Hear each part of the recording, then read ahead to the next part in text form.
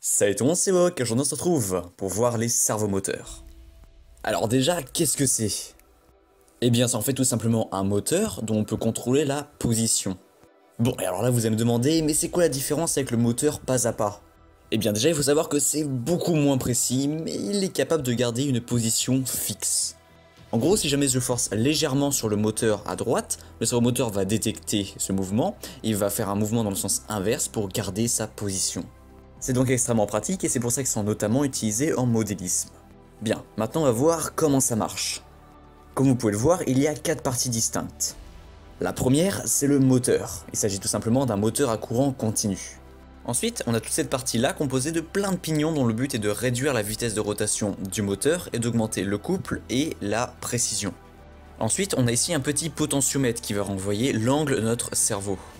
Et enfin, on a toute la partie en bas qui va calculer le moindre décalage et compenser par une rotation inverse. Bref. Maintenant, on va voir comment le brancher. Pour cela, on a 3 fils. Un rouge qui va venir se brancher sur le plus 5 volts, un marron ou un noir qui correspond à la GND, et un jaune qu'on va venir brancher sur une sortie PWM, la numéro 3 par exemple. Bien, maintenant, attaquons-nous au code. Pour contrôler notre cerveau, on a besoin de la librairie sarvo.h, qui est normalement déjà installée sur votre IDE. La première chose à faire, ça va être de créer un nouveau cerveau.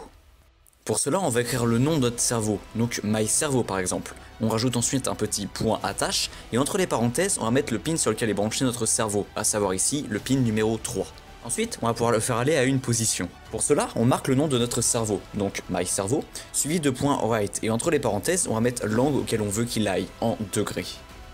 Alors, il faut savoir qu'un cerveau ne peut pas faire un tour complet, il y a souvent une plage comprise entre 0 et 180 degrés. On va donc lui dire d'aller à 60 degrés par exemple. Et comme vous pouvez le voir, notre cerveau vient se placer à 60 degrés. Et si on essaie de le bouger doucement, il va chercher à se replacer. Maintenant, afin que ce soit plus compréhensible, je vous propose de changer l'orientation de son bras de manière à ce que quand il soit ici, il soit à 0. Pour cela, on va mettre 0 entre les parenthèses, et on va dévisser le bras et le revisser comme ceci. Et si votre cerveau fait ça, c'est qu'il n'aime pas trop le 0. Dans ce cas, mettez 180 à la place. En fait, s'il fait ça, c'est tout simplement parce qu'il ne considère pas que le 0 est compris dans sa plage de déplacement. En règle générale, je ne vous conseille pas d'aller aux extrémités 0 et 180, parce qu'il peut y avoir des petits problèmes, mais gardez une marge de 20 degrés environ.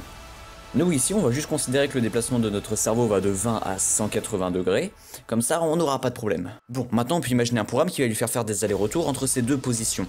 Pour cela, on pourrait imaginer qu'il suffit de marquer ça. Eh bien oui, mais non. En fait, le problème, c'est qu'il va recevoir les informations de position dans un laps de temps bien trop court. Ce qui fait qu'il n'aura même pas fini d'aller à sa première position qu'on va directement lui demander d'aller à la deuxième, ce qui concrètement donne ça. Pour faire notre code, on va en fait avoir besoin de boucles for. On commence par initialiser 2 variables, l'une pour la position max et l'autre pour la position mini, et une autre pour la position actuelle du servomoteur. Ensuite, on va balayer toute la plage de la position max à la position mini et demander à notre cerveau d'aller à l'angle donné par la boucle for. Et on fait de même, mais en inversant, on balaye toute la plage de la position mini à la position max. Bon, je suis allé assez vite, mais si vous n'avez rien compris, je vous invite à regarder la vidéo sur la boucle for et celle aussi sur le buzzer où je fais quelque chose d'à peu près identique. Bref, on va ensuite rajouter un petit délai d'au moins 1 milliseconde, sinon on va avoir le même problème. Et on n'a plus qu'à tester. Et si vous voulez ralentir la vitesse du cerveau, on a juste à augmenter le délai. Maintenant, ce qui peut être intéressant, c'est de le faire tourner en fonction de la position d'un potentiomètre. Pour ça, on va utiliser notre potentiomètre sur une entrée analogique, comme la broche A0 par exemple. Ensuite, la valeur lue par notre potentiomètre va de 0 à 1023. Or, l'angle max de notre cerveau est 160. On va donc trouver le coefficient multiplicateur grâce à un produit en croix, qui est environ de 0,1760.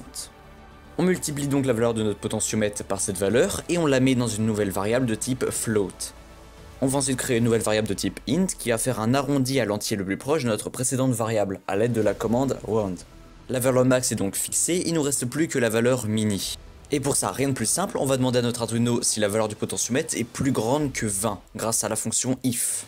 Et on va dire que si c'est plus grand que 20, on fait la multiplication, sinon on ne fait rien, et on va dire à notre cerveau d'aller à cet angle. Et voilà, on peut voir que si on tourne le potentiomètre, le servomoteur tourne bien en même temps. Bon et bah voilà, c'est déjà la fin de cette vidéo, j'espère vraiment qu'elle vous aura plu, et on se dit à la semaine prochaine pour voir les afficheurs 7 segments.